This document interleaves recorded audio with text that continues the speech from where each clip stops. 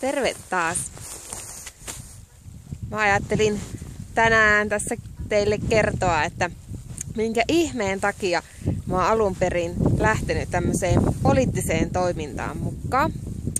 Ja itse asiassa mulla on vanhemmat ovat kyllä itse asiassa sosiaalidemokraatteja, mutta mä oon sellainen ihminen, että mä tavallaan tykkään itse ajatella asioita, enkä todellakaan silloin nuorena tyttönä lähtenyt tämmöiseen toimintaan mukaan, mitä nyt ehkä tapahtumissa käynyt vierailemassa.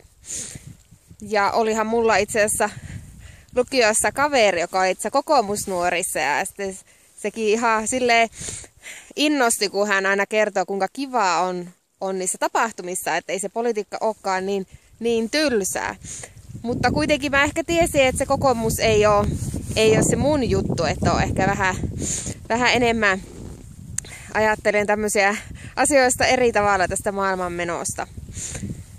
Ja siinä sitten kävi silleen, että kun lähdin lukiosta ja menin tuonne Oulun yliopistoon opiskelemaan, ja siellä oli semmoisia mukavia oppiainejärjestöjä, johon sitten innostettiin ihmisiä mukaan, niin lähdin sitten ihan tämmöiseen ainejärjestöpuuhiin. Ja oli sitten niissä hommissa järjestämässä yhteisiä tapahtumia ja tämmöistä yhteistä edunvalvontaa ja tämmöistä kaiken. Oikeastaan tosi niinkö monenlaista toimintaa, ja se oli oikein niinkö innostavaa.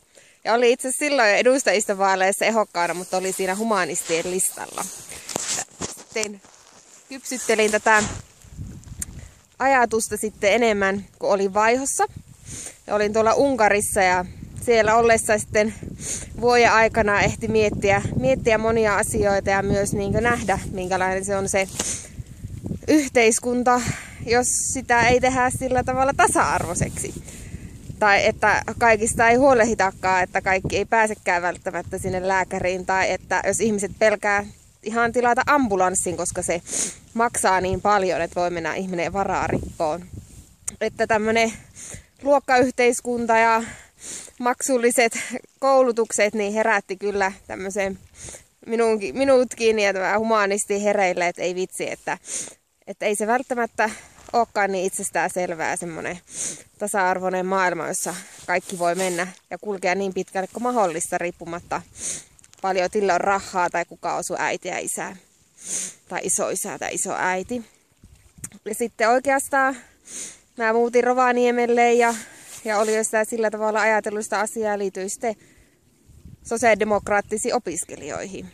Ja siellä on sitten päässyt tutustumaan uusiin ihmisiin ja saanut varmuutta sille, että se on se oikea liike ja päässyt myös niin ihan vaikuttaa asioihin. Että on saanut omia mielipiteitä sanottua ja asioita ajettua. Ja siinä sitten pikkuhiljaa on tavallaan tullut uusia juttuja ja sehän aina innostaa, kun vähän sen saa asioita paremmaksi ja pystyy tekemään asioita. Että jos vaikka katsoo vaan dokumentteja, että kuinka vaikka lapsityövoimaa käytetään, niin sitten voi tulla tosi turhautunut olo, mutta sitten kun pystyy kuitenkin tekemään edes jollekin toiselle pienelle asialle jotakin, niin sieltä tulee sellainen hyvä mieli, että kyllä se maailma voi kuitenkin muuttua.